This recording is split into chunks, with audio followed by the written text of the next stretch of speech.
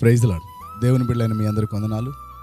ఉదయకాల సమయంలో దేవుని యొక్క వాగ్దానముల నుంచి ఒక వాక్యం, జకరియా గ్రంథం 2వ అధ్యాయం 10వ వచనం, నేను వచ్చి మీ యొద్ద నివాసం చేతును. అవును దేవుని బిడ్డలారా, మన ప్రభు అయినటువంటి దేవుడు మన దగ్గరికి వచ్చి మనతో నివాసం చేయాలని ఆయన ఇష్టపడుతున్నాడు.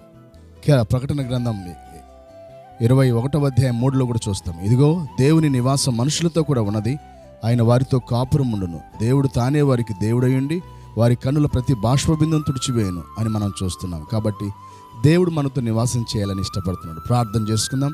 తండ్రి, మీ కృతజ్ఞతలయ్యా, మా యొద్దకు వచ్చి మాతో నివాసం చేయాలని మీరు ఇష్టపడ్డందుకు కృతజ్ఞతలు చెల్లిస్తున్నాం. ఇదేనా ప్రభు, ప్రతి కుటుంబంలో, ప్రతి జీవితంలో, ప్రతి ప్రాంతంలో నీ బిడ్డలు చూస్తున్న వారిని, దేశ విదేశాల్లో చూస్తున్న వారిని, సమీపాన సుదూరాన అందరినీ కూడా ప్రభు, అందరి మధ్యలో మీరు నివసించి మీరే దీవించమని యేసు పరిశుద్ధ నామములో ప్రార్థించి వేడుకుంటున్నాం తండ్రి. ఆమేన్. దేవుని కృప తోడైన గాక.